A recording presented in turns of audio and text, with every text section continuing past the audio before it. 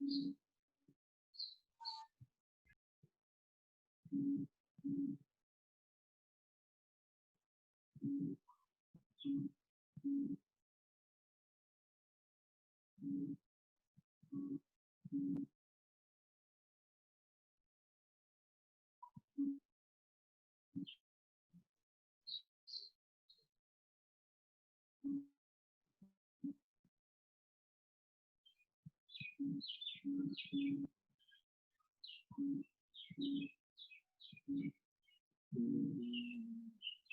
selamat datang Bu Hani ya di Parenting Online ya. Selamat datang semua yang baru bergabung. Karena adalah Terima kasih parenting. Pak Jaki. Ya, sambil nunggu ya Bu ya. Ya, mangga. Lagi ke depan ya.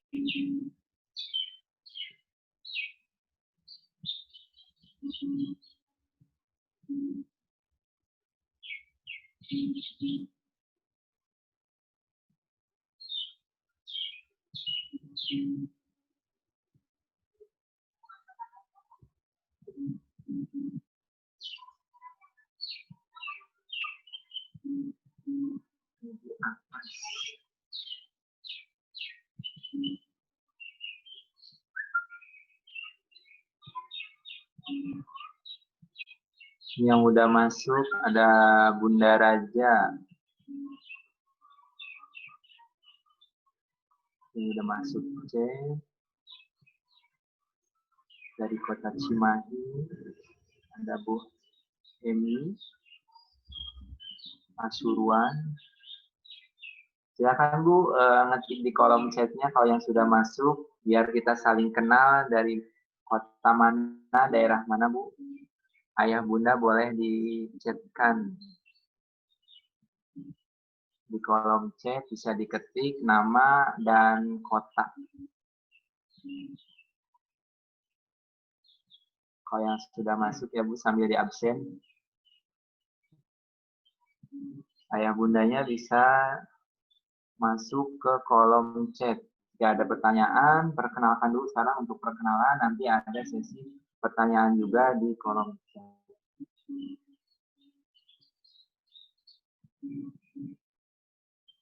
Ya, selamat datang. Ada Kang Asep. Silakan di kolom perkenalan di chat nama dan kota ya.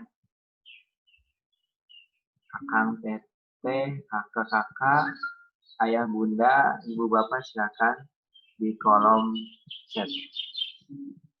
Sambil menunggu bentar lagi.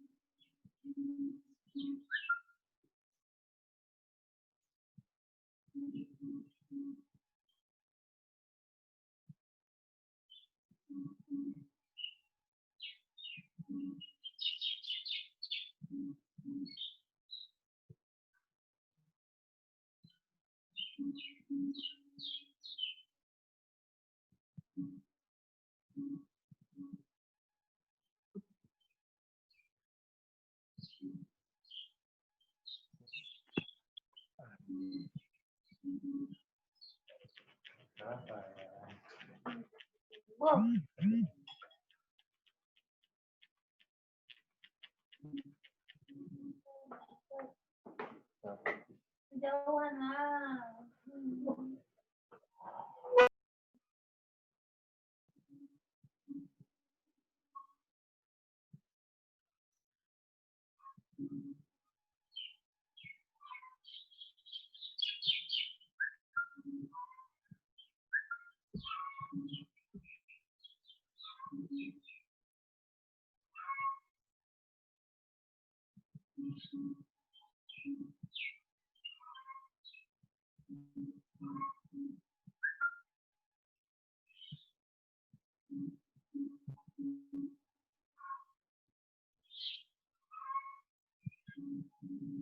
Ini baik, sudah jam 8, kita mulai saja acaranya.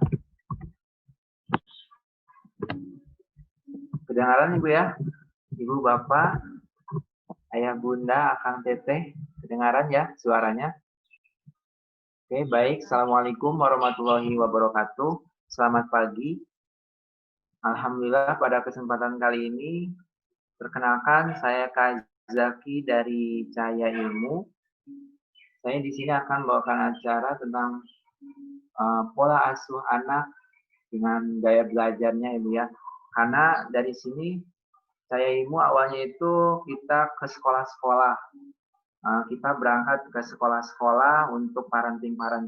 Berhubung sekarang keadaannya pandemi, maka kita menyelenggarakan dengan webinar ini. Alhamdulillah terlaksana untuk pelaksanaan tahun ajaran baru sekarang. Dan ini parenting pertama, mudah-mudahan nanti selanjutnya kita akan continue untuk kegiatan parenting selanjutnya 2 minggu sekali untuk mendampingi ayah, bunda, ibu, bapak, kakak semua yang praktisi pendidikan untuk bisa mengajarkan anaknya mendampingi anak belajar di rumah. Nah untuk sekarang alhamdulillah pematerinya kita sudah ada, yaitu kita perkenalkan dulu pematerinya, namanya Bu Yuka Ferianti, SPDMM, pendidikan S1 Matematika UPI, S2-nya Magister Manajemen Bisnis UPI, bergerak di konsultan pendidikan, matematika, dan manajemen. Karirnya di tim Tridaya Group tahun 2003 sampai 2020. Peneliti, penulis, pengajar, dan pengembang konsep realistik matematika, CEO The Negaras, yaitu The Negaras Konsultan Pendidikan, SDM, dan Manajemen. Terus asesor talent mapping, biometrik, tes, dan potensi kecerdasan anak. Terapis anak berkebutuhan belajar. Nah, nanti ibu bapak-bapak juga bisa bertanya langsung dengan beliau. Moto hidupnya sebanyak-banyaknya memberi manfaat. Sebelum dipanggil, kita akan ini dulu ya, tes semangatnya dulu. Silakan boleh di unmute yang belum di unmute. Sudah ya, udah semua ya. Mana? Ya, semangat ya. Ya, salam semuanya yang baru bergabung.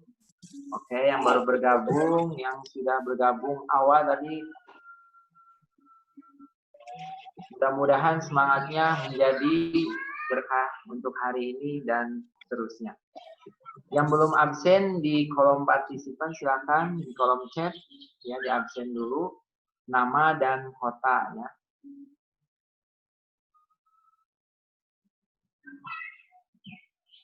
Karena parenting ini alhamdulillah saya juga kaget ternyata banyak yang antusias dari luar daerah Bandung, karena Cahaya Ilmu itu biasanya bergerak di daerah Bandung dan sekitarnya, kota Bandung, Kabupaten Bandung dan sekitarnya.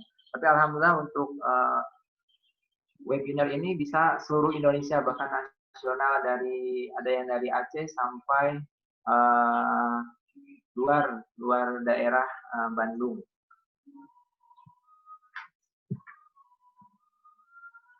Oke, mungkin langsung saja ya. Sudah masuk semua mungkin. Ya, bisa langsung saja. Kita panggil Ibu Yuka Firlianti. Silakan Ibu Yuka Firlianti. Iya, terima kasih Kak Jaki. Suara saya kedengeran, Kak?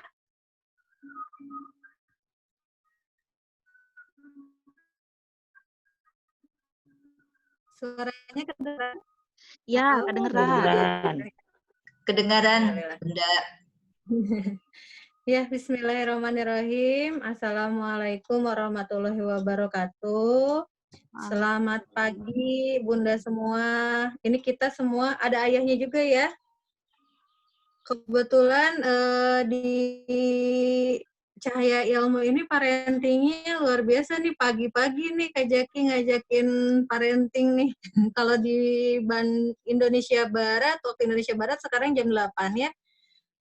Biasanya jam 8 memang ibu-ibu lagi mendampingi anak-anak yang mendapatkan tugas dari sekolah ya.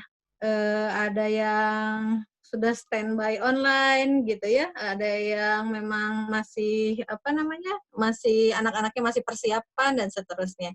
Ngomong-ngomong di sini pesertanya banyaknya orang tua atau guru nih? Boleh di chat ya. Ada yang mewakili guru, orang tua mungkin ya? Ya, ada macam-macam ya. Jadi di sini saya bicaranya sebetulnya bagaimana peran kita dalam mendampingi belajar anak di rumah, ya. Izin di-share mungkin, Kak? Iya. Nah, ini Ya. slide-nya sebentar. Lihat, saya pakai slide. Walaupun konon katanya slide itu, PPT itu kalau untuk belajar sekarang bikin males katanya, tapi mudah-mudahan tidak ya di sini ya. Jadi, ada yang jadi konselor ya, ya. sekaligus orang tua ya. Salam kenal. Sama saya juga di sini bergerak di dunia pendidikan ya, utamanya memang pendidikan anak dan juga di bidang develop talent ya. Jadi latar perkenalkan tadi sama Kak Jaki udah perkenalkan ya, saya latar belakang pendidikannya sebetulnya di pendidikan matematika. Apa hubungannya nih sama gaya belajar? Latar belakangnya memang karena pendidikan itu selalu dinamis dan berubah ya, sehingga memang matematika itu tidak bisa hanya di delivery sekedar berhitung saja, tetapi harus mempertimbangkan berbagai aspek. Itu tadi sudah diperkenalkan. Saya juga sama seorang ibu dari 3 anak. Nah, anak pertama saya SMA, anak kedua kelas 6 SD, yang terakhir 3 tahun. Jadi mereka adalah guru besar saya ya. Jadi kalau saya ngisi parenting kan teorinya ABCD gitu ya, atau ngisi materi teorinya ABCD. Tetapi guru yang terbaik adalah anak sendiri biasanya. Kadang kayak anak saya yang pertama itu kalau dibanding-bandingkan sama temennya nggak mau. Katanya kata Umi, setiap anak unik, kenapa aku dibandingin? Jadi ujiannya itu justru ke anak sendiri, ayah bunda ya. Mereka adalah guru-guru saya gitu ya. Lalu mungkin sekarang kondisinya ya, dunia sedang prihatin dikarenakan kondisi pandemi. Sebelumnya karena ini saya pengen membandingkan dulu nih, ada 2 buah negara yang atas dengan yang bawah nih slide-nya ya. Yang atas kondisinya itu sangat bersih ya, sangat indah dipandang, sementara yang bawah ini berantakan dan sebagainya. Ini yang bawah kondisi di negara kita ya, di negara Indonesia ini, di Bandung dulu gitu ya, tapi sekarang mudah-mudahan sudah tidak seberantakan ini kondisinya. Nah, kemudian alhamdulillah kalau Kak Jaki dari Cahaya Ilmu selalu on time ya, ngadain acaranya nggak pernah jam karet. Biasanya kalau kita itu, kalau di barat, kalau di luar itu kalau jam 12 tank. Kalau di Indonesia jam 12-nya bisa lebih sejam, 2 jam, 3 jam, dan seterusnya ya. Ini adalah kebiasaan-kebiasaan kita waktu sebelum ada pandemi ya, dan mudah-mudahan dengan adanya pandemi ini akan merubah segalanya ya, menjadi lebih baik.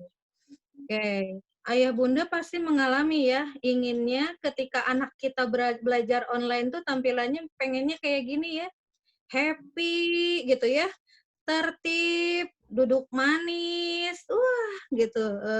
Kenyataannya gimana bunda? Ya, pada saat belajar, aduh luar biasa ya, ternyata tidak seindah harapan dan bayangan. Atau misalnya di sini ada ibu bapak guru yang ketika Zooman itu semangat banget ya, ayo anak-anak, taunya si anaknya nge-unmute, videonya ditutup, taunya main games.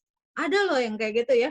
Atau kondisi realnya ada yang seperti ini nggak Bunda, mendampingi anaknya. Jadi bundanya yang ngerjain tugas dari gurunya, anaknya lihat gelosoran gitu ya, tidur gitu kan. Ada yang kayak gitu nggak? Aduh, jadi ini mah tugasnya bukan tugas ke anak ya, tapi tugas ibunya. Sementara ibunya kan harus mempersiapkan yang lain, belum harus masak, belum dan lain sebagainya. Apalagi ibunya yang beraktivitas juga di luar ya, harus mengajar dan sebagainya. Justru ini sekarang jadi dilema ya, dan kita harus terus belajar ketika dikasih sama Allah itu ujian, Allah memberikan ujian sesuai kemampuan kita. Jadi terus-menerus belajar. Sehingga di sini saya apresiasi sekali Kak Jaki yang hadir di sini itu orang-orang tua yang hebat ya. Orang tua yang mau belajar. Bukan karena sertifikat, bukan karena apa, tapi memang Indonesia sedang membutuhkan solusi-solusi ya Bunda ya. Nah, atau ada juga yang kayak gini nggak anaknya, 2 menit tahan ya, stabil, 5 menit kepalanya berat ya, ditopang, 12 menit udah naik tuh ke bangkunya ya, dan terakhir tidur. Kenapa bisa seperti itu? Apakah anak saya nakal? Apakah anak saya normal gitu ya, kondisi seperti itu? Nanti kita bahas ya. Dan atau seperti ini, jadi gurunya yang memberikan bahan ajar, orang tuanya yang ngerjain, anaknya nonton TV, ya. Nah, semoga setelah pertemuan ini kita tidak seperti ini ya, proses online-nya gitu. Terus terang saya juga di sini sedang terus meracik nih proses online, bagaimana caranya agar si anak perkembangannya tidak, lantas jadi hilang gitu ya. Nah, di sini gaya belajar yang Kak Jaki tawarkan materinya adalah sebetulnya materi biasa ya Bunda ya. Pengetahuan gaya belajar itu sekarang di YouTube, di Google itu sudah banyak ilmunya gitu. Jadi saya tidak akan membahas detail, tapi di sini lebih ke bagaimana sih kita kembangkan potensi anak-anak kita sehingga tumbuh kembangnya berjalan tepat waktu. Kenapa harus tepat waktu? Karena kalau telat aja ya di usia tertentu itu tidak akan ada remedialnya gitu, nggak bisa diremed gitu. Usia perkembangan tuh nggak bisa diremed. Kalau ulangan nilainya jelek bisa diulang, tapi kalau usia tumbuh kembang itu harus tepat waktu. Jadi 0 sampai 2 tahun, 2 sampai 7 tahun, 7 tahun, 8 tahun, 9 tahun, itu pun setiap tahunnya ada usia-usia perkembangan yang harus kita lakukan tepat waktu, gitu ya. Oke, nah Bunda dan Ayah, izinkan saya menggunakan istilah FUKA ya. FUKA ini dipakai untuk militer, tetapi sekarang kondisi di dunia itu sedang seperti ini. Apa itu FUKA ya? Yang pertama itu adalah volatil ya. Volatil itu apa sih? Nih, kalau dilihat dari garis kan gitu-gitu ya. Jadi belum tentu masa lalu bisa dijadikan standar pembelajaran di masa kini. Kalau dulu sih, kalau kenapa ya anak sekarang belajar nggak bisa diem gitu ya? Kenapa gurunya neranginnya pakai video? Padahal dulu enggak. Jadi kejadian ini sekarang terjadi di era pandemi ini ya, volatil. Terus yang kedua adalah uncertain. Jadi segala sesuatu menjadi tidak pasti nih gitu. Benar nggak sih sekolah itu masuknya kapan nggak sih? Nggak jelas. Karena apa? Kondisi lingkungan yang menyebabkan segala sesuatu nggak pasti terjadi. Jadi yang pasti terjadi apa? Ketidakpastian. Jadi di sini kita harus siap menghadapi ini gitu ya. Nggak ada rujukan masa lalu ya, kemudian serba tidak pasti, kemudian serba kompleks, tantangannya jadi rumit gitu ya. Benar nggak sih si anak tuh harus belajar perkalian buat apa? Jadinya gitu kan kalau di kondisi genting ya. Kemudian serba ambigu, nggak ada contoh yang tepat, terputusnya mata rantai, keilmuan dan sebagainya. Ini biasanya di militer sering dibahas, tetapi mau nggak mau di era sekarang tuh seperti itu kondisinya ya Bunda. Jadi kita pun dituntut untuk cepat beradaptasi. Nah, nanti ada kecerdasan apa sih yang bisa membuat anak kita itu bisa cepat beradaptasi. Itu penting sekali di era pandemi ini ya, karena memang perubahannya sangat dahsyat.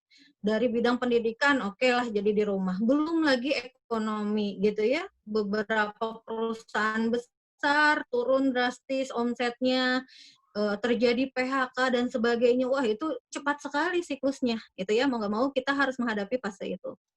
Kemudian, nah ini adalah kebutuhan belajar di setiap generasi. Kalau Kajaki ya, itu disebutnya generasi abad 20 nih, generasi Y, benar ya Kajaki ya? Ya, Masih muda nih gitu ya, kelahiran 90-an kan. Kalau saya itu abad 19, generasi X gitu ya. Saya tahu usianya udah 41 tahun nih gitu. Jadi usia-usia di mana ini akan membentuk pola pikir dan pola asuh ke anak kita. Sementara anak-anak kita itu terlahir di abad 21.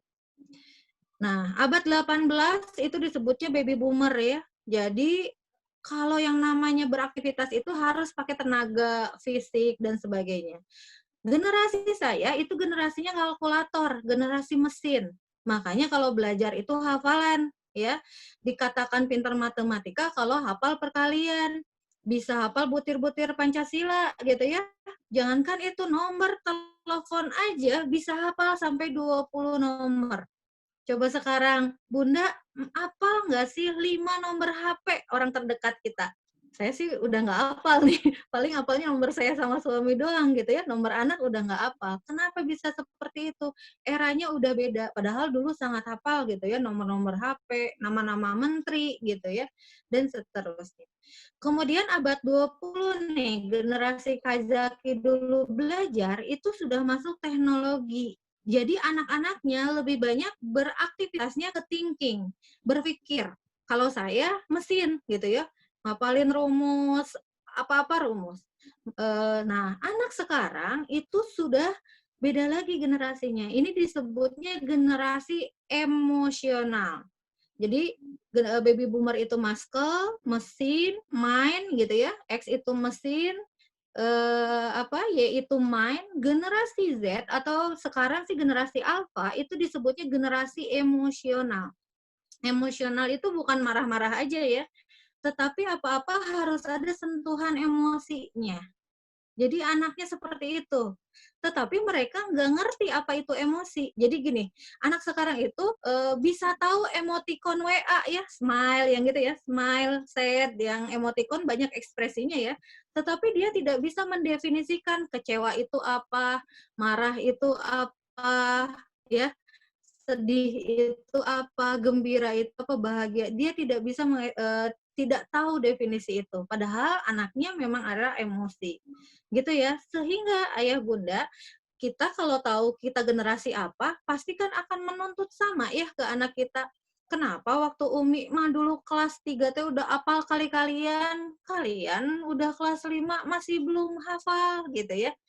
Padahal udah beda generasinya. Nah, ini mau tidak mau kita juga harus belajar seperti oh iya dulu kita gini nih. Mungkin ayah bunda pernah mengalami ya belajar nggak bisa dipukul, pernah nggak bun? Atau dicepret gitu ya, kalau di Sunda apa disintrek gitu ya, atau dicubit gitu ya. Zaman saya dulu pernah ngalamin itu. Nah, kita sekarang nggak mau mengulang itu ke anak-anak kita. Tetapi dikarenakan kondisinya genting nih, si anak susah terus belajar. Makanya ada viral ya Kak Jaki ya, video orang tua yang mukulin anaknya gitu ya. Dan itu tuh mengagetkan banyak orang gitu. Sementara kalau zaman dulu tuh asa sering gitu ngelihat kayak gitu ya. Nah, itu juga membentuk perilaku yang akhirnya kita harus beradaptasi. Atau ada anak yang memang jadi agresif sekali, jadi ngelawan ke orang tuanya. Dia menganggap melawan pada orang tua itu hal yang wajar, bentuk proses berpikir kritisnya gitu ya. Orang tuanya ada yang sabar mendampingi, tapi anaknya marah-marah sama orang tuanya.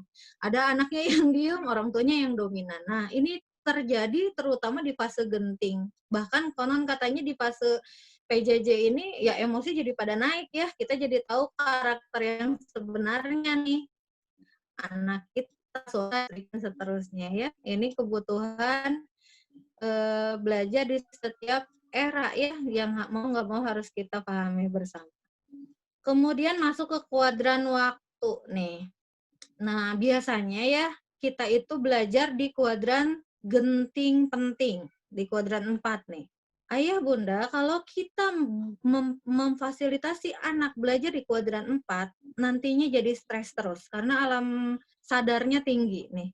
Jadi, biasakanlah membuat perencanaan. Jadi, proses belajar yang baik itu adalah di posisi kuadran 2. Tidak genting, tapi penting. Gitu ya. Jadi, jangan terburu-buru untuk menghasilkan atau untuk memanen anak-anak kita, tetapi terburu-burulah untuk membuat perencanaan gitu ya. Oh, anak kita harus belajar seperti ini, seperti ini. Itu kuadran waktu ya. Nah, sementara PR besar nih di Indonesia, kita rankingnya terus merosot juga nih di prestasi secara akademik ya. Ranking di tahun 2018, skor pembelajaran PISA kita itu terus turun. PISA itu mengenai literasi, budaya membacanya, kemudian kemampuan logika matematikanya, kemampuan sainsnya terus-menerus menurun. Jadi mudah-mudahan kita bisa menjadi bagian dari perubahan, agen peradaban gitu ya. Jadi yang hadir di sini adalah agen-agen peradaban yang siap untuk mengubah mindset anak-anak kita dalam belajar ya. Ini PR besar kita. Lalu apalagi nih? Nah, ini mah udah sering ya, 87% orang Indonesia itu salah jurusan waktu kuliahnya. Kak Jaki dulu salah jurusan nggak? Kak Jaki dari pendidikan biologi ya? Ya. Manajemen S2-nya manajemen pendidikan. Kalau saya salah jurusan nggak ya? Jujur, ayah bunda, saya baru tahu potensi saya itu apa setelah usia 35 tahun. Terlambat nggak? Alhamdulillahnya belum terlambat karena saya masih hidup ya. Jadi kalau istilah terlambat itu kalau kita udah nggak ada di dunia deh. Bahkan kentakut dan chicken aja mengetahui potensinya setelah dia pensiun ya, usia 70 tahunan. Jadi nggak ada istilah terlambat. Alangkah lebih bagus lagi kalau kita bisa tahu potensi atau bakat anak-anak kita sedini mungkin. Nah, ini yang keren nih gitu. Jadi sekarang itu kurikulum pendidikan sebaiknya menginduk pada potensi anak-anak kita. Saran saya sih seperti itu ya. Untuk di rumah nih, di sekolah memang secara keseluruhan ya tingkat-tingkatnya. Kalau di rumah, jangan sampai kayak gini, 87% anak Indonesia salah jurusan. Itu berdasarkan riset ya. Lalu sisanya salah masuk tempat kerja ya Bunda. Jadi kepaksa masuk pekerjaan tuh. Demi apa? Demi uang. Misalnya akhirnya apa? Jadi tidak bahagia. Kita tentunya ingin anak kita bahagia ya Bunda ya. Caranya gimana? Kenali potensinya sedini mungkin. Bisa diketahui dari usia berapa? Saran saya dari usia 4 tahun juga udah bisa. Sebetulnya dari dalam kandungan, anak kita sudah diberikan fitrah bakat oleh Allah terhadap apa sih potensi yang nanti akan Allah berikan pada anak-anak kita. Tinggal kita mampu tidak menemukan dan mengembangkan potensi itu. Karena manapun juga akan dipertanggungjawabkan ya nanti potensinya gitu. Iya? Oh. Oke. Nah, ini PR-nya nih 87% anak Indonesia salah jurusan. Sehingga ya harus mengetahui apa itu bakat ya. Kemudian, nah ini bukan nakut-nakutin ya, bahwa sekarang itu cita-cita bukan lagi kayak zaman kita dulu. Dulu itu kan cita-cita apa? Dokter, insinyur gitu ya. Sekarang itu cita-citanya YouTuber, pengen jadi gamer gitu ya.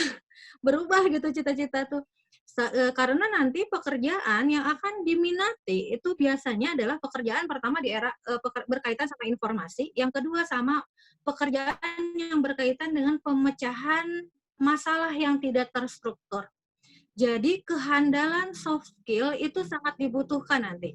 Bukan lagi pekerjaan yang sifatnya rutin ya, kayak ngantri tiketing atau membungkus packing, nggak terlalu kognitif, itu tidak lagi populer pekerjaan-pekerjaannya. Sehingga yang harus kita ciptakan adalah anak-anak yang mampu jadi problem solving, memecahkan masalah gitu ya, tantangannya ke sana. Kemudian apa sih yang mempengaruhi bakat? Nah, bakat itu dipengaruhi oleh 3 hal. Ada naturalis, bimbingan dari lingkungan, ada naturalis itu lebih ke genetik ya, ada sejak lahir. Nah, ayahnya kayak gimana, bundanya kayak gimana, nanti anaknya kayak gimana, itu biasanya kombinasi gitu ya. Biasanya kombinasi. Ada yang kedua adalah faktor nurtural, lingkungan. Misalnya anaknya secara genetik itu berbakti ngomong misalnya ya, komunikasinya jago. Tetapi lingkungan tidak mengasahnya. Bahkan setiap anak ngomong pasti dimarahin. Berisik, nanya mulu gitu ya. Sehingga bakatnya jadi tidak akan muncul. Jadi lingkungan juga penting. Dan yang ketiga adalah faktor motivasi. Motif itu ada di dalam diri anak kita. Nah, ini juga kita harus tahu. Anak kita motifnya tingginya karena apa? Apa karena target? Apa karena ada lingkungan yang kondusif? Lingkungan yang kondusif itu misalnya gini, nyaman nggak sih buat anak belajar? Kalau nyaman, si anak bisa bagus. Ada juga anak yang belajar, walaupun lingkungan nggak nyaman, tapi karena dia punya target. Misalnya, kalau aku bisa ini, aku akan dapat hadiah misalnya ya. Ada anak yang termotivasinya karena target, gitu ya. Jadi, inilah yang akan mempengaruhi prestasi anak-anak kita. Kak Jaki nanti kalau waktu saya udah habis, kasih tahu aja ya. Nanti dikasih tahu kalau udah habis. Masih berlanjut. Nah, ini adalah rumus teori perilaku ya, bahwa perilaku anak kita ya tadi dipengaruhi oleh lingkungan dan masa lalunya. Jadi bunda dan ayah dan guru-guru sekolah itu akan membuat masa kini menjadi masa lalunya anak-anak kelak. Jadi suatu saat nanti anak akan mendapat pengalaman-pengalaman masa lalunya sebagai bahan pertimbangan pengambilan keputusan. Misal ya, saya dulu di bidang HR ya, ketika saya wawancara calon karyawan misalnya ya, saya nanyanya berdasarkan pengalaman masa lalu misalnya. Pernah nggak ada masalah terbesar dalam hidup kamu? Pernah. Apa itu? Waktu ditinggal sama ayah. Kenapa itu jadi masalah? Ya sedih banget karena ayah motivatornya. Terus apa yang kamu lakukan ketika mendapat masalah? Saya nangis, mogok makan, dan sebagainya. Apa yang dia lakukan masa lalu, ketika sekarang masa kininya dia mendapatkan masalah yang berat, itu polanya akan mirip. Jadi kalau masa lalunya yang kita tanam adalah menyerah, misalnya pernah nggak punya masalah? Pernah. Apa? Nggak betah di sekolah, terus ngapain? Ya keluar, sehingga pola itu akan dibentuk sebagai pengalaman si anak, gitu ya. Jadi ini namanya dasar perilaku manusia. Kemudian ukuran motivasi berprestasi nih, Bunda dan Ayah boleh nih ada rumusnya ya. Jadi motivasi berprestasi itu adalah keinginan anak untuk sukses dikurangi ketakutan gagal. Itu rumusnya. Misalnya gini, kalau anak kita misalnya ikut dikasih tantangan, dia mau nggak memecahkan masalah itu? Mau misalnya, tapi ternyata nilainya kecil, nggak mau nilainya kecil, berarti motivasi berprestasinya tetap rendah, karena ketakutan gagalnya tinggi. Misalnya, keinginan untuk bisa ngerjain tugasnya tinggi, aku pengen bisa, tapi dia takut gagal, itu juga jelek. Atau keinginan untuk suksesnya rendah, nggak bisa soalnya pusing. Nanti kamu jadi nggak akan bisa dong, jadi gagal dong, biarin aja, itu juga jelek. Jadi yang harus kita bentuk adalah bagaimana anak memiliki keinginan sukses yang tinggi dan ketakutan gagal yang rendah. Dan ini butuh proses ya. Jadi tidak bisa instan gitu. Kemudian saya langsung aja ke bakat tadi sudah. Jadi bakat itu lebih ke kemampuan alamiah ya. Karena di sini Kak Jaki mintanya gaya belajar ya. Jadi saya mau langsung aja deh. Saya belajar Nanti, di rumah. ya, jadi gimana sih cara anak belajar? Nah ini ya Bun. Jadi kalau Bunda meminta anaknya belajar membaca, itu hanya 10% mereka serap. Jadi kalau baca doang nih, itu 10% ilmunya mereka serap. Makanya kenapa anak-anak kalau suruh baca, ngerjain soal, suka gampang lupa. karena hanya 10% Bunda yang dia serap. Kemudian kalau dia belajar dari apa yang didengar, terus bundanya nyeritain nih, ngomongin apa yang ada dalam teks bacaan, itu 20% keumuman ya, rata-rata anak akan menyerap ilmu pengetahuan. Lalu, nah ini apa, baca sama lihat, beda ya, kalau lihat itu lebih ke dimensinya tidak hanya teks, bisa jadi gambar dan sebagainya. Itu mulai naik 30%. Sehingga visualisasi itu penting. Jadi anak sekarang itu anak visual ya. Kenapa dia bisa anteng di games gitu ya? Karena games itu menarik gitu. Tidak banyak teks, warna-warni, ada gambar, ada suara. Wah, udah berapa persen nih gapnya ya? Sementara kalau anak cuman baca aja teks, hanya 10% nanti akibatnya gitu ya, penyerapannya. Lalu, nah kalau pengen 50%, berarti anak harus belajar dari apa yang dia lihat dan dengar sekaligus. Jadi nggak bisa terpisah. Jadi kalau tadi ya 20% cuman dengerin voice note doang nih, gurunya misalnya bundanya ngejelasin lewat voice note itu 20%. 30% melihat aja. Kalau pengen dikombinasikan 50% itu tampilan belajarnya harus ada yang dia lihat dan dia dengar. Gitu ya kombinasi. Pengen naik lagi menjadi 70%, anak harus ngomong. Jadi di feedback, di review apa aja sih tadi yang udah kamu lakukan gitu ya.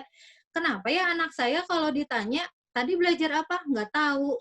Karena pertanyaannya itu lebih ke sifatnya harus menyeluruh memorinya. Tapi kalau sama Bunda di apa namanya dikasih target nih. Nanti kamu ceritain ya apa yang ada di dalam video belajar gurunya gitu ya. Anaknya harus ceritain ulang. Nah, itu 70% tuh si anak bisa memahami ilmu pengetahuannya. Jadi itu bentuk feedbacknya ya. Kemudian 90%. Nah, kalau pengen itu harus dipraktekkan. 90% dari apa yang anak katakan dan lakukan. Makanya punten kalau ada anak meniru orang yang ngomongnya kasar, kenapa dia bisa terus-menerus repeat dan ingat? Karena dia juga mengatakan dan melakukan gitu. Pengen nyobain. Itu 90%. Jadi, sekali lagi daya serap setiap anak itu berbeda-beda. Ini juga bisa jadi bahan untuk guru-guru ya di pandemi ini seperti apa nih biar 90% nih si anak pahamnya gitu ya daya serap. Potensi kecerdasan sebetulnya banyak ya Bunda ya. Ada dominasi otak, gaya belajar, kecerdasan majemuk, ada MBTI, tes IQ, ada talent mapping, banyak ya.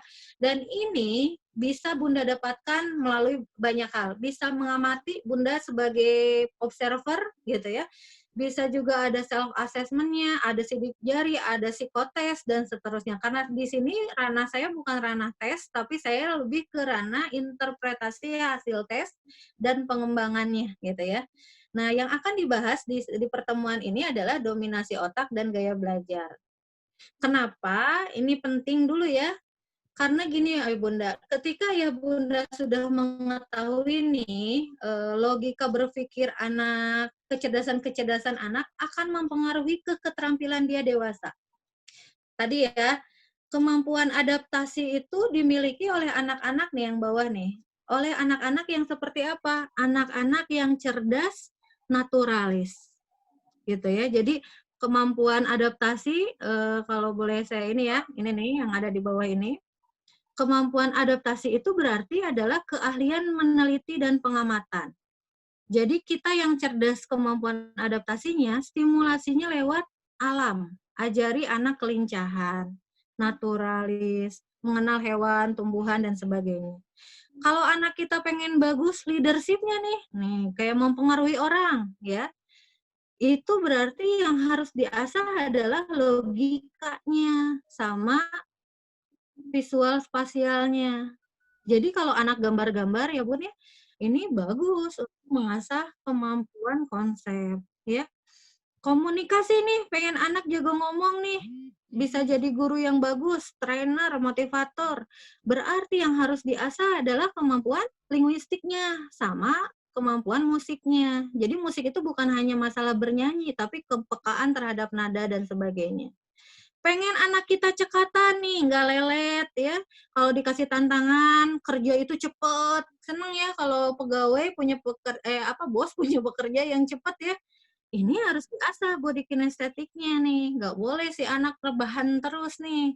Harus olahraga, harus disimulasikan main sepeda, apalah gitu yang mengasah kecekatan operasional gitu ya. Pengen juga Bunda, misalnya anaknya jago main nih, jago kreatif, bisa menjalin hubungan sama banyak orang, nggak jadi anak yang soliter gitu ya. Bagus di perencanaan, berarti yang harus diasah adalah kecerdasan dirinya, intrapersonal dan interpersonal. Pertama kali saran saya, Bunda harus tahu dulu anak kita kadar kecerdasannya seberapa persen. Nah, itu ya. Harus tahu dulu. Karena kalau enggak, nanti kita juga jadi salah stimulasi nih gitu ya, salah mengembangkan. Oke, langsung sekarang ke mengenal otak nih, belahan otak nih. Otak kiri, otak kanan. Boleh disimulasikan ya, Ayah Bunda juga boleh nih ngikut. Kalau video saya kelihatan nggak ya? Boleh Kak Jaki ikutan ya. boleh, ya. Kalau otak kiri, ini mah tesnya tes spontan aja ya. Kalau tes lebih valid lagi nanti ikutan asesmennya. Boleh Bunda pertama silangkan jarinya seperti ini. Nah, ibu jari kiri atau kanan ya, yang di atasnya, yang enaknya gimana nih kalau disilangkan nih? Ya, oke, diingat ya, kiri atau kanan. Nanti di chat nih, ditulis. Oh, kalau saya kiri, kalau Kak Jaki apa? Kiri. Kiri. Kiri Oke, juga. sekarang silangkan tangan kayak gini. Kalau di Sunda sidakep ya. Nah, kalau saya tangan kiri yang di atas. Kak Jaki apa? Kanan. Kanan. Kanan. Nanti kita pasti beda-beda ya. Ini Ya, beda-beda. ini aja games aja ya. Nah, jadi gimana sih kalau tadi ya kiri-kiri nih, saya kiri-kiri, dominasinya katanya otak kanan gitu ya. Kalau kanan-kanan itu dominasi berpikirnya ada di otak kiri. Kalau Kak Jaki tadi kanan kiri ya, berarti seimbang gitu. Jadi di belahan otak manusia itu ada dominasi kanan, ada dominasi kiri. Walaupun ada juga yang namanya otak tengah ya. Tapi otak berpikir biasanya yang dilakukan adalah otak kiri dan kanan. Nah, sebetulnya buat apa sih? Ini Bunda ya, anak, saya bicaranya anak nih. Anak laki-laki dan anak perempuan itu berbeda apa ya, pendekatannya. Walaupun nanti ketika dites anak laki-lakinya aku otak kiri misalnya ya. Jadi kalau anak laki-laki nih, ini anak laki-laki, laki-laki itu gimana ya? Gini ya. Anak laki-laki dan anak perempuan itu biasanya kalau anak laki-laki itu lebih ke otak kanannya lebih duluan teraktivasi. Kalau anak perempuan, otak kirinya lebih duluan teraktivasi. Artinya gini, bukan berarti kalau otak kanan, otak kirinya nggak ada. Ada semuanya ya. Hanya kenapa Bunda suka nggak merasakan ini? Kenapa ya kalau anak laki-laki tidak lebih rajin ya? Kalau nulis biasanya anak perempuan nih yang paling giat, rajin nulis. Kalau anak laki-laki pasti nyantai-nyantai. Kenapa? Karena memang aktivasinya lebih banyak di otak kanan. Kalau perempuan lebih banyak di otak kiri. Ini bicaranya anak. Sebelum 18 tahun deh ya. Atau anak TK. Nah, anak TK nih atau anak usia dini. Ini pasti otak kanan. Otak kirinya belum terlalu optimal tubuhnya. Makanya kenapa kalau saya di Islam ya, ada yang namanya fase akil balik itu harus lebih dari 7 tahun baru dihitung, baru boleh dihukum kalau nggak sholat gitu ya. Kenapa? Karena anak usia dini itu belum bisa akalnya terbentuk dengan baik gitu ya. Jadi kalau misalnya anak TK dipaksakan harus membaca, berhitung, hafal, itu kasihan. Kenapa? Karena otak kanannya yang lagi teraktivasi. Gitu ya. Kalau udah SD baru diseimbangkan gitu ya, distimulus dua-duanya. Kalau TK saran saya kreatif aja. Jadi anak TK itu selalu benar ya Bunda ya. Misalnya si anaknya ngegambar garis gitu ya. Anak ngegambarnya nggak jelas, ngegambar garis kayak gini. Itu apa? Anak TK bisa aja bilang itu gunung. Boleh. Anak TK bisa aja bilang itu pedang. Ya. Jadi kalau anak TK menggambar semakin abstrak itu semakin bagus karena otak kanannya yang sedang terstimulasi. Otak kanan, kalau saya sering bilangnya otak kanan itu adalah otak gimana nanti. Jadi orang-orang yang dominan di otak kanan itu banyaknya kumaha engke kalau istilah bahasa Sunda ya. Kalau di Indonesia gimana nanti aja lah gitu. Yang penting mah kita action gitu ya. Otak kreatif, spontan gitu. Kalau otak rileks. Kalau otak kiri itu otak teratur. Nanti gimana? Penuh resiko, banyak pertimbangan. Kita jualan yuk, nanti gimana kalau rugi? Oh nggak mau, takut dimarahin. Otaknya lebih ke sadar gitu ya. Jadi sistematik, teratur, dan sebagainya.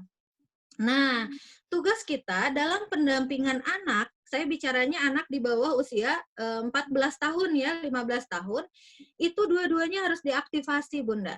Jadi anak itu bukan fokus ke kekuatannya aja, tapi dua-duanya harus distimulus. Disiplinnya harus pakai otak kiri, tata tertib, ketegasan itu pakai otak kiri. Otak kanan adalah otak sentuhan, pujian, kreativitas, itu otak kanan. Jadi jangan salah kaprah untuk memarahi anak. Misalnya gini ya, boleh nggak sih marah? Ya nggak boleh marah-marah, tapi tegas itu penting. Kalau anak misalnya tidak sholat, Bunda tegur, kasih hukuman, itu boleh. Tetapi kalau anak menggambarnya jelek, itu jangan dihukum. Karena itu kaitannya sama kreativitas, gitu ya. Kalau anak misalnya ngomong kasar, atau karena sudah ada aturan di rumah nggak boleh ngomong kasar, itu harus dikoreksi. Tapi kalau anak misalnya ngomongnya keras, atau kalau belajar itu sambil ngomong sendiri, itu nggak boleh dimarahin. Karena itu lebih ke skill yang lain di luar tata tertib. Itu mengenai belahan otak ya. Jadi terus beda lagi gini, anak laki-laki itu punya keterbatasan menerima banyak sekali bahasa verbal. Beda sama anak perempuan. Jadi semakin kita cerewetin anak laki-laki, itu semakin ngeblank biasanya si anaknya. Jadi nggak ikut instruksi dari kita. Anak laki-laki itu nggak bisa dicerewetin. Bapak-bapak juga sama ya. Nggak bisa. Jangan terlalu banyak diberikan evaluasi yang sifatnya bahasa kata-kata yang sangat banyak karena akan terbatas. Makanya kenapa kalau orang dewasa itu ya laki-laki lebih to the point ngomongnya, perempuan tuh lebih banyak bicara gitu ya. Kalau misalnya laki-laki mendengarkan kita bicara, pasti yang diingatnya cuma sedikit gitu. Ya iya weh kayak yang mendengarkan padahal enggak gitu. Jadi itu biasanya kecenderungan yang muncul di antara perempuan sama laki-laki. Nah, di usia 18 tahun ke atas, usia dewasa, itu terjadi biasanya perubahan dominasi. Perempuan yang asalnya waktu masa kecilnya itu di otak kiri, disiplin, mandiri gitu ya, biasanya jadi lebih kreatif pada usia 18 tahun ke atas. Jadi lebih bisa multitasking. Ibu-ibu kan bisa ya sambil ngasuh anak nih, sambil parenting, sambil nyetrika baju, bisa ya. Kalau bapak-bapak kecenderungannya fokusnya jadi ke otak kiri, jadi lebih fokus, lebih spesial gitu ya. Karena memang di fitrahnya itu untuk sebagai pemimpin, jadi mengambil keputusan yang memang sifatnya fokus. Kalau perempuan di fitrahnya adalah menerima banyak sekali informasi atau keahlian. Jadi Bunda, kalau misalnya anak kita nih laki-laki nih kenapa belum ini belum itu tidak sedewasa yang lain gitu ya. Itu saran saya biarkan aja dulu gitu karena memang kematangan anak itu beda-beda. Jadi kliknya si anak itu ada tombol yang namanya tombol sadar kepo ya atau curiosity nih. Kliknya kalau kita anak udah punya tombol kepo, dia belajar itu nggak bisa dihentikan. Nah, kita nggak tahu start-nya kapan, matangnya kapan, gitu ya. Tapi kita bisa stimulasi itu kapanpun, gitu ya. Yang kita jangan berharap tuh nggak matang-matang nih. Nanti Bunda juga bisa tahu nih tahap mana dikatakan terlambat misalnya ya. Kayak anak nggak bisa baca di kelas 1, nggak masalah, gitu ya. Tapi kalau sudah kelas 3 SD belum bisa baca, nah itu baru warning sign. Ada apa nih, gitu. Atau anak umur 9 bulan belum bisa jalan, nggak masalah. Jangan lantas jadi panik atau baru 11 bulan belum bisa jalan, nggak masalah. Tapi kalau udah 2 tahun lebih, itu baru ada sesuatu. Gitu ya, Bun ya. Jadi di sini kita lebih ke ini adalah modalitas yang Allah berikan untuk semua manusia gitu ya, agar bisa mengambil sebuah solusi dan menjadi orang yang bermanfaat. Ini ya, strategi pembelajaran otak kiri. Nah, saran saya untuk anak di bawah 14 tahun ya, Ayah Bunda ya, di bawah 15 tahun ya, 15 deh, atau 14 rentangnya, semua harus diaktifasi. Jadi belajar yang baik adalah belajar yang menstimulus otak kiri dan kanannya. Itu yang dikatakan seimbang. Misalnya ya, otak kiri itu harus sistematik. Berarti ajarkan anak rencana belajar per pekannya. Makanya harus ada jadwal gitu ya. Otak kanan mengajarkan untuk fleksibel.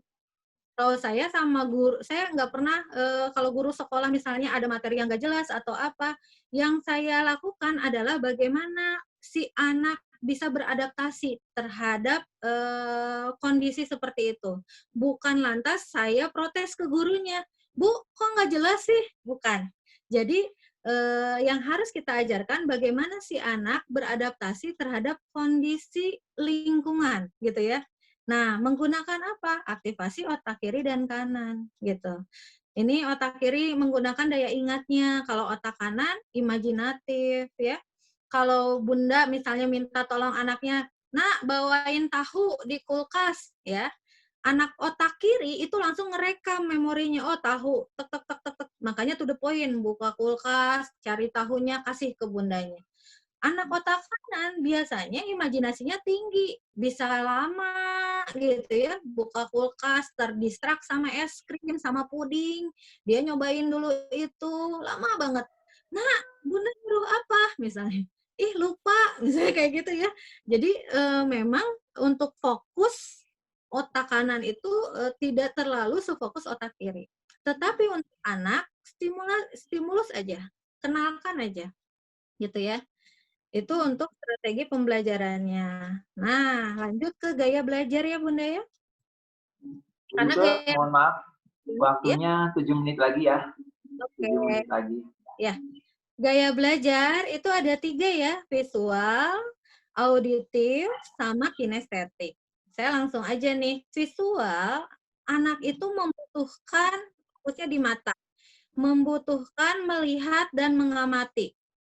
Menulis, menggambar. Jadi dia butuh melihat dan juga butuh coret-coret. Itu anak visual. Sehingga Bunda fasilitasilah di rumah kegiatan yang sifatnya visual, melihat dan menulis. Fasilitasi itu. Yang kedua auditif. Auditif itu anak butuh mendengar dan bicara. Oleh karenanya difasilitasilah anak untuk mendengarkan diskusi dari misalnya video gurunya, kemudian ajak anak kita untuk membicarakan apa yang ada atau apa yang dibaca. Itu auditif ya. Kinestetik, anak butuh bergerak dan menyentuh. Jadi, kenapa tadi di awal ada video anak yang tidur dan sebagainya? Karena konsentrasinya mudah lemah untuk anak kinestetik, gitu ya.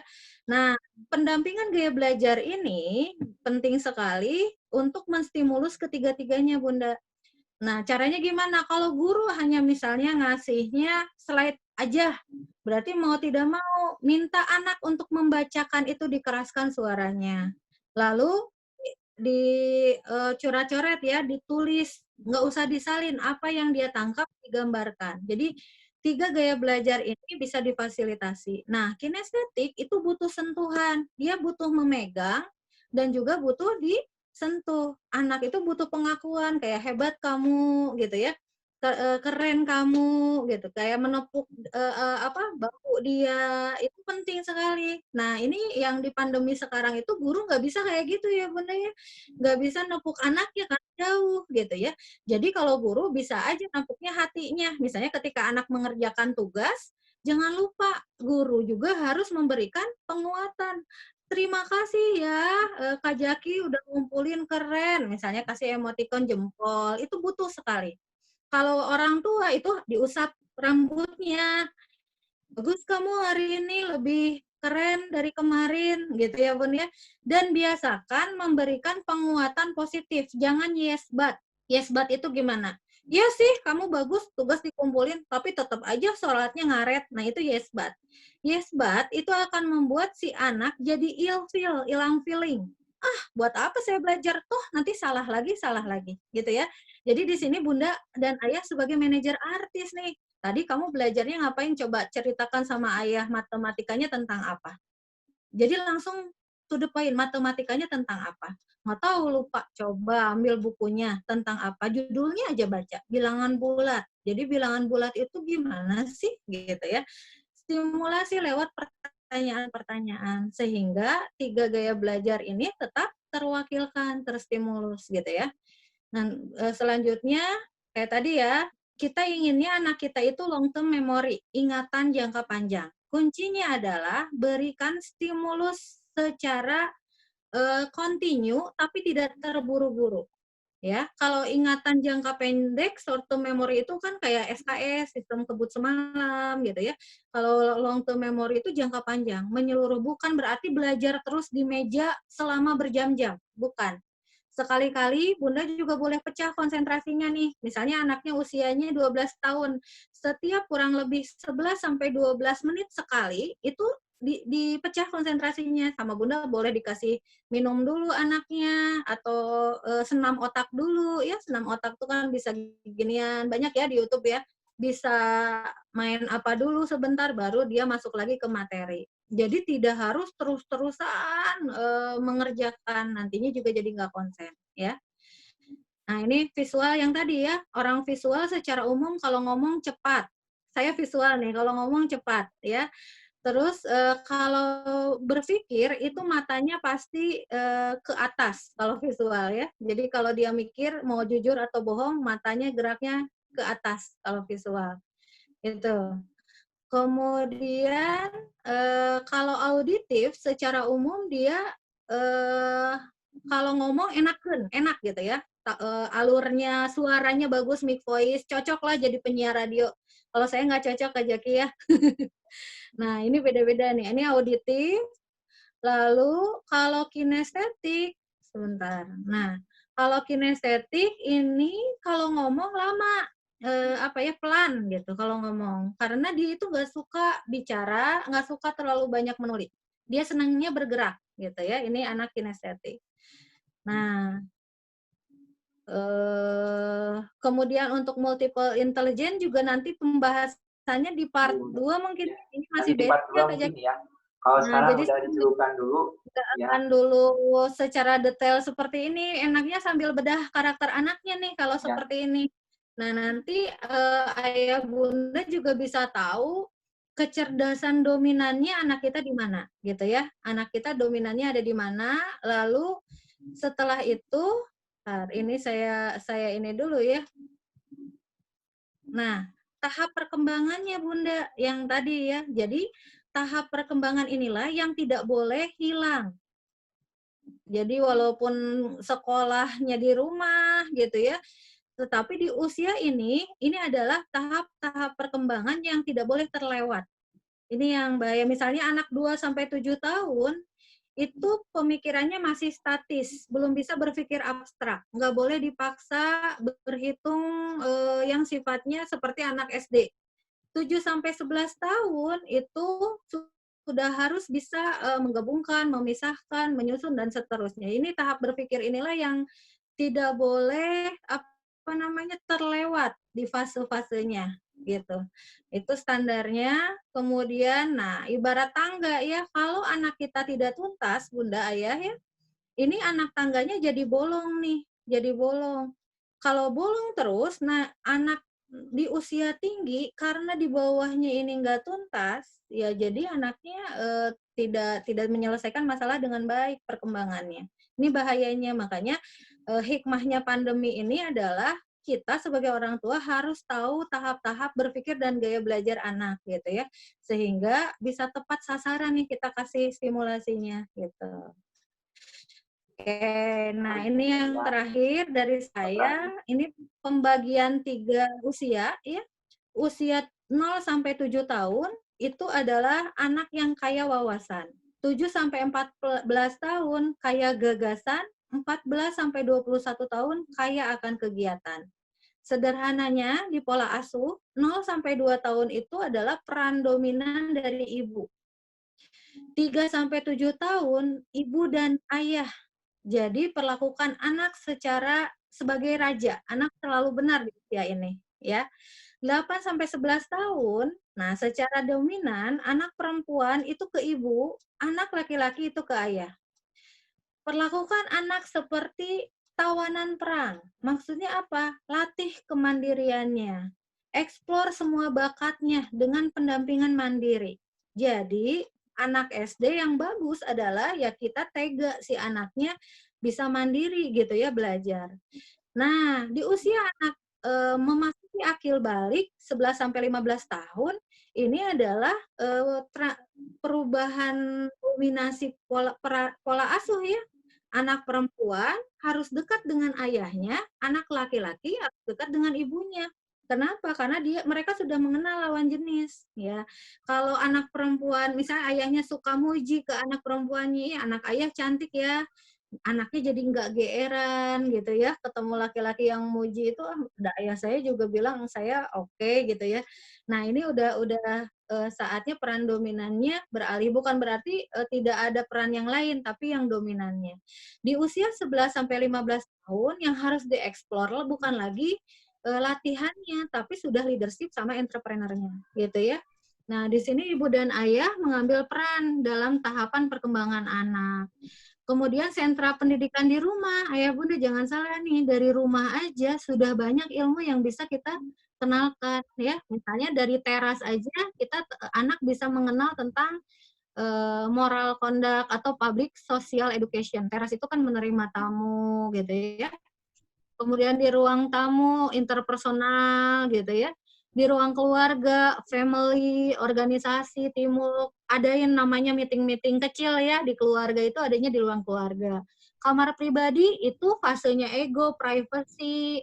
Jadi kita udah nggak boleh lagi, apalagi anak di atas 15 tahun ya, 11 sampai 15 itu udah nggak boleh kita ngepoin HP-nya nih gitu ya.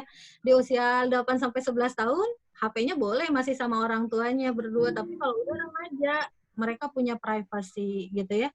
Kemudian dapur itu untuk sarana pelayanan, servis gitu ya. Kamar mandi itu lebih ke apa ya? Kamar mandi itu membersihkan diri lah ya, tertutup gitu. Garasi itu technical nih, troubleshooting nih, cuci mobil dan sebagainya itu anak-anak bisa dilatih di sana. Taman untuk main, untuk berkompetisi. Jadi ini contoh sentra pendidikan di rumah ya. Jadi pendampingan belajarnya lebih ke sana. Nah, tahap perkembangan yang harus ada di setiap ininya, ini ya Bunda ya, spiritual, motorik, bahasa, kognitif, sosial, emosi, dan kemandirian. Oke deh. Oke, cukup dulu yuk ke Dari Kak Jaki, nah ini kesimpulannya mangga ya. Kak Jaki dibaca peran orang tuanya. Ya, oke mungkin peran orang tua juga yang sekarang atau nanti bisa dilanjutkan ke part 2 ya Bu. Ya. Ya, jadi biar nanti kan ada grup WhatsApp juga. Nanti yang sudah masuk grup WhatsApp mohon jangan keluar karena kita akan share-share terus dan insya Allah 2 minggu sekali kita akan continue untuk mengadakan parenting dalam pendampingan siswa atau peserta didik belajar di rumah atau orang tua yang kesulitan untuk mendampingi anak-anaknya bisa didampingi di rumah dengan cara ini dia nanti didampingi sama Bu. Oke, alhamdulillah materi part pertama untuk parenting online sudah dilaksanakan. Berjalannya parenting ini disponsori ada yang support juga ya. Kita juga dari Cahaya Ilmu kerjasama dengan The Negara dan ada juga dari Indie Edu. Nah, ini juga salah satu ya, ada India juga dan ada IMC Edu Planner Muslim Club. Nah, jadi adanya parenting ini, berjalan parenting ini didukung oleh ya tadi support dari tim lembaga kita, alhamdulillah. Nah, sekarang mungkin ada penjelasan dari Edu karena penjelasan ini mungkin bisa untuk ibu-ibu atau bapak-bapak dan ayah bunda bisa melaksanakan, ada voucher-voucher menarik dari Edu. Silakan untuk Kak Kiki memaparkan dari tim Edu. Silakan Kak. Ya, Assalamualaikum untuk bunda-bunda dan ayah. Tadi kakak melihat ya ada ayahnya juga yang hadir dan ada ibu dan ayahnya, luar biasa sekali mengikuti parenting kali ini. Perkenalkan, saya Kak Kiki dari Indiedu. Di sini ingin sharing ke ayah dan bunda bahwa Indiedu bisa menjadi partner ayah dan bunda untuk membimbing Ananda. Nah, untuk di Indiedu sendiri nih kita ada paket belajar online. Ada online yang mandiri dan ada juga yang terbimbing ya Bunda. Nah, untuk yang mandiri ini kita juga pembayarannya dengan infak terbaik nih Bun. Untuk yang terbimbing ada infak minimalnya sebesar 75.000. Nah, pemberitahuan juga nih untuk ayah dan bunda bahwa Indiedu di sini juga infaknya diberikan kepada Ananda yang tidak bisa mengikuti pembelajaran gitu ya. Jadi kita sumbangkan kepada Ananda yang kurang mampu untuk belajar di pendidikan yang lebih formal gitu ya. Jadi kita bantu seperti itu. Nah, untuk yang daerah Bandung misalnya yang dekat di Bandung Timur, area Surapati Core, kita juga buka nih Bun kelas belajar offline. Ada yang belajarnya berkelompok, ada juga yang belajarnya privat, nah gitu.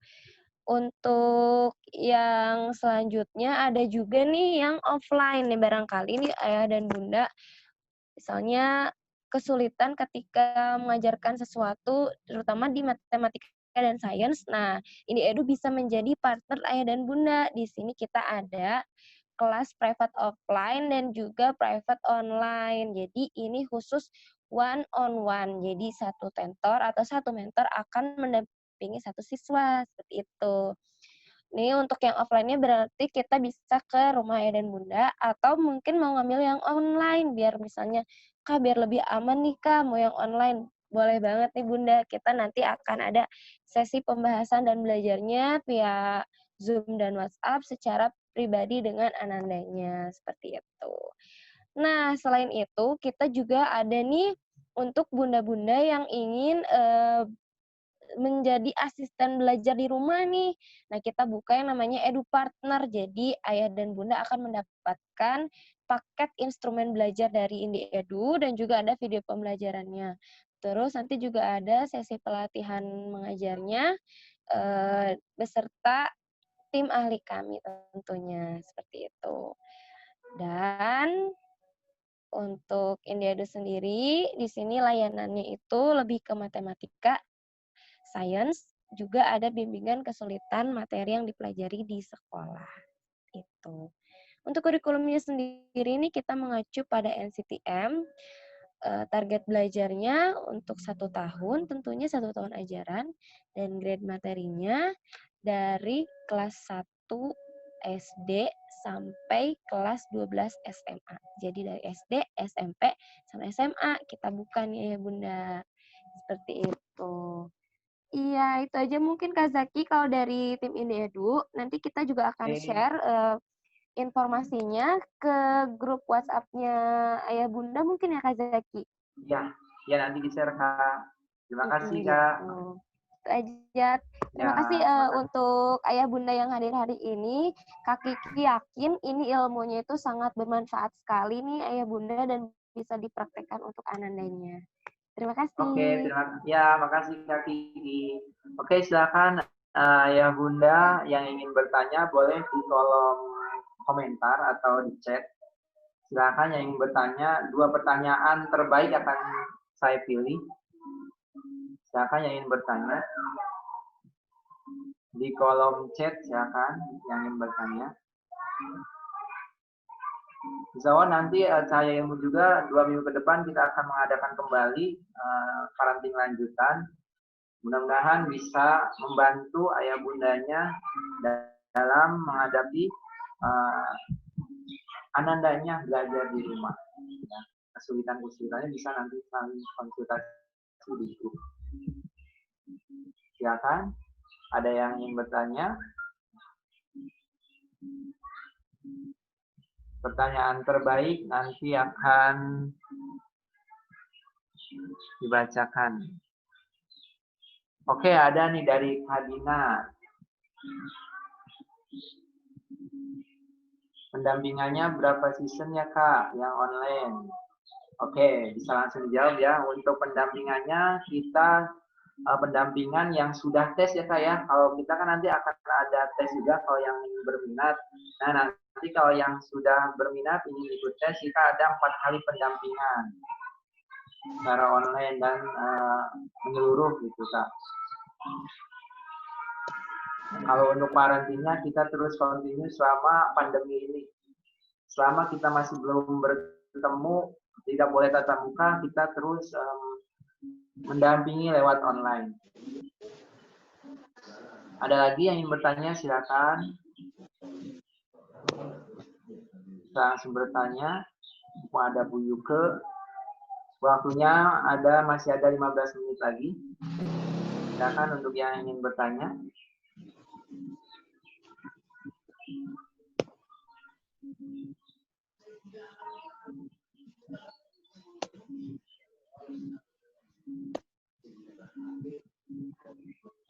Belum ada yang bertanya. Oke, sambil ditampilin ya. Ini PowerPoint dari yang itu, yang untuk tes kecerdasannya bisa ditampilkan dulu sebentar. Sambil menunggu pertanyaan. Oh, ini ada nih ya, sambil pertanyaan.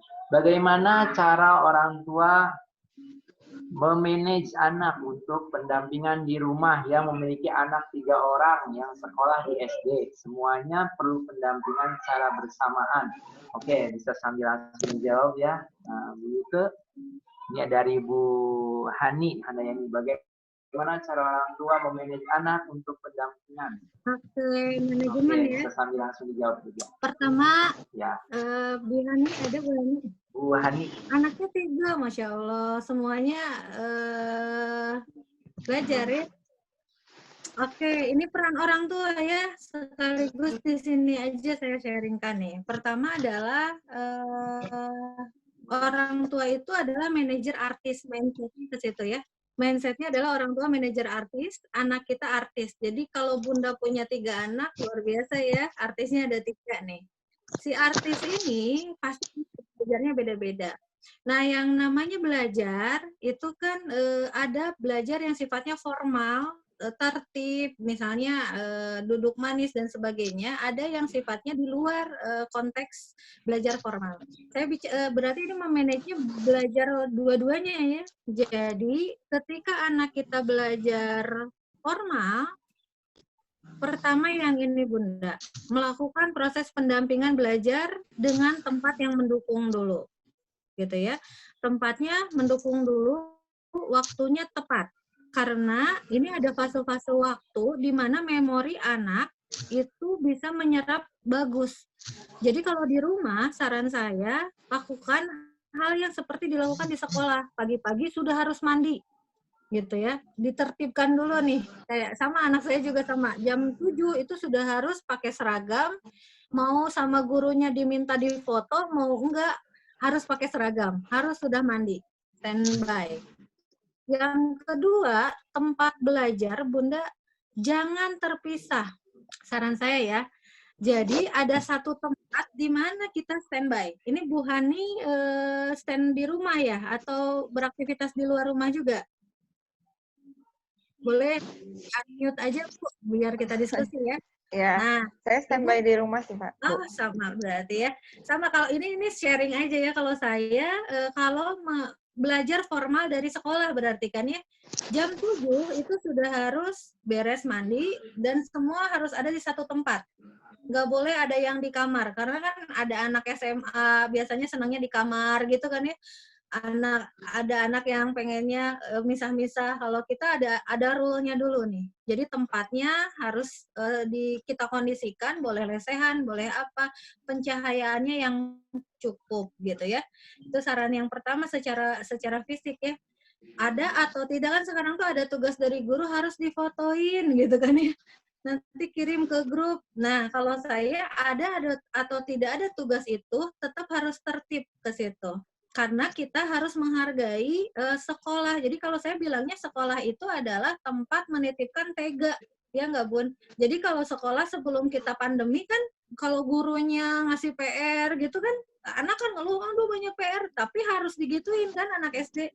Nah, sekarang pandemi nih, mau nitipin teganya jadi nggak bisa nih, harus ada di rumah. Jadi kita juga harus punya peran itu, gitu ya. Yang kedua, Bun, memastikan setiap indikator dan gaya belajar terstimulasi. Jadi, walaupun misalnya nanti kalau ada tes ya, anak itu akan ada yang dominan nih, anaknya auditif nih, gitu, nggak terlalu suka nulis. Tetapi saran saya, kalau anak usianya masih SD, SMP, tiga-tiganya harus dieksplor, gitu. Kalau saya gini, Bun, kalau matematika, walaupun gurunya nggak pakai media, saya siapin minimal kancing, kertas, sama penggaris, ya, sama apalagi ya, kalau stick es krim. Selalu itu. Kalau zaman dulu kan ada sempoa ya, itu pasti selalu disiapkan. Selain laptop, karena apa? Mereka harus memvisualisasikan, gitu. Itu memastikan setiap indikator tercapai. Misalnya, anak kedua saya tuh kalau nulis jelek sekali tulisannya, karena auditif. Dia nulis asal bisa dibaca. Saya kasih targetnya gitu, asal kebaca. Kalau nggak rapi nggak masalah gitu ya.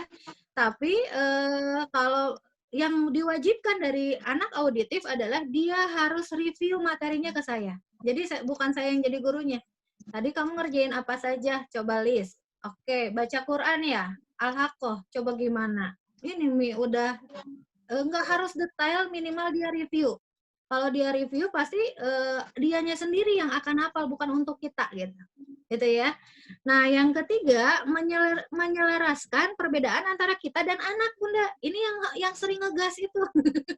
Saya orangnya senang cepat. Anak saya, Masya Allah ya, ujiannya lama banget mau ngerjain juga. Hanya tinggal nyalin aja nangis gitu ya. Nah, itu yang harus diselaraskan. Sehingga kalau saya sih suka join sama guru atau guru lesnya.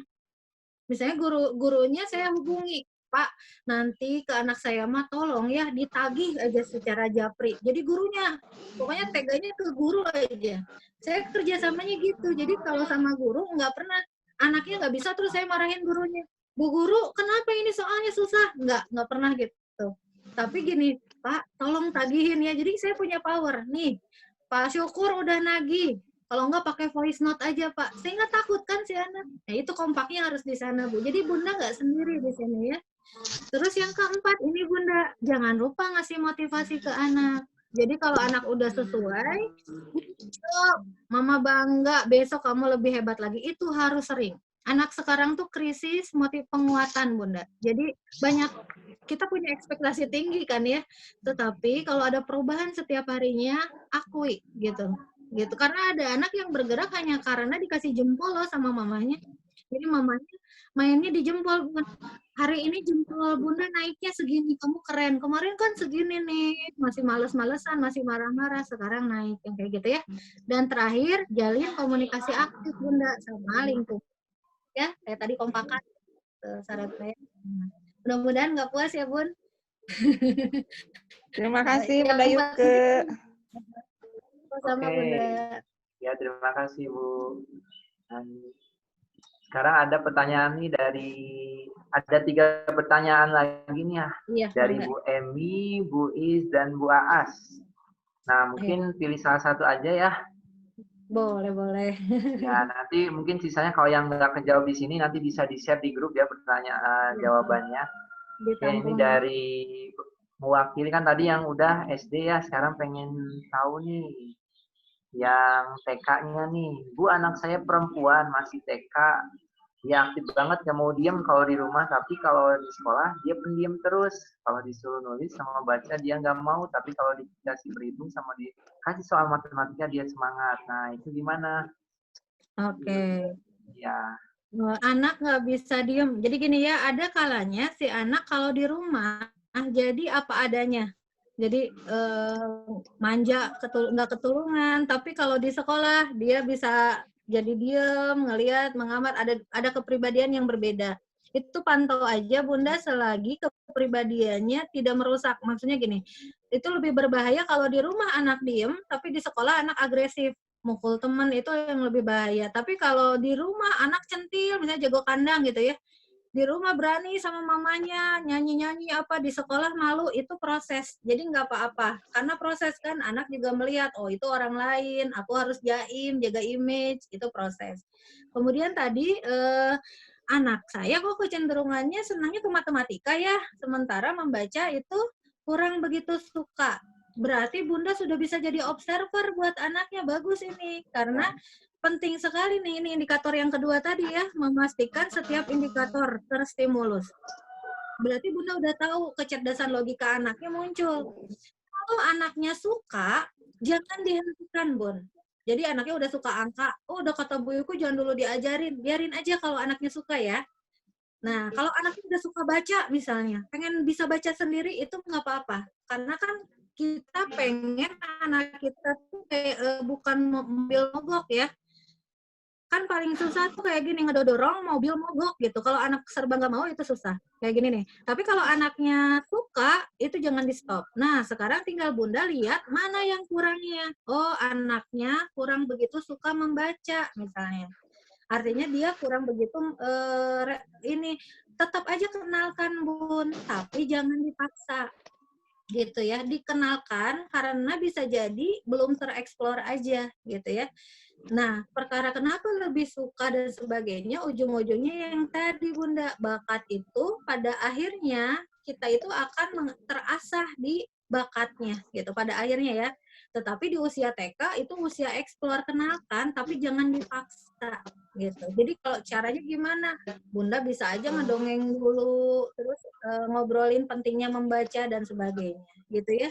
Saran saya kayak gitu kalau untuk ke TK. Jadi nggak bisa diem, wajar ya Bunda ya.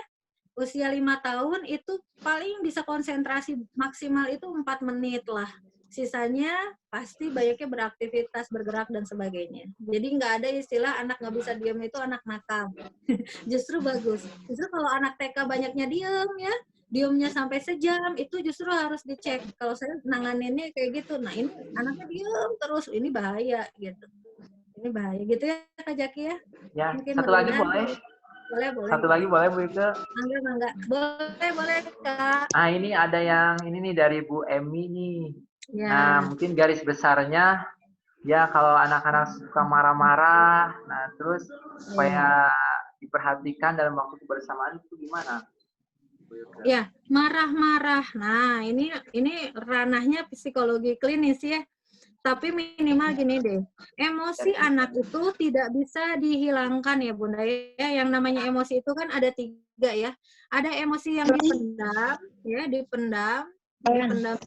Kalau ada kesel misalnya itu dipendam. Ada emosi yang diledakkan, itu marah-marah. Dan ada emosi yang dirilis. Dirilis itu dikeluarkannya dengan cara yang baik. Nah, anak yang sudah kecanduan gadget biasanya kecenderungan suka marah-marah, emosinya tinggi gitu. Karena apa? Karena tidak ada rilis Bunda. Jadi gini ya, saran saya kalau ke anak batasi penggunaan gadget, kan dengan kecerdasan yang lainnya. Misalnya ini nih, biasanya ada di motorik misalnya. Motorik kasar, motorik halusnya juga harus dirilis emosinya. Sehingga si emosi anaknya itu tidak ada di otaknya aja. Kan kalau main HP terus capek ya, tidak keringetan gitu. Saran saya sih banyak juga diajak olahraga, terus ke alam atau hal-hal yang sifatnya keringatnya keluar biar seimbang gitu.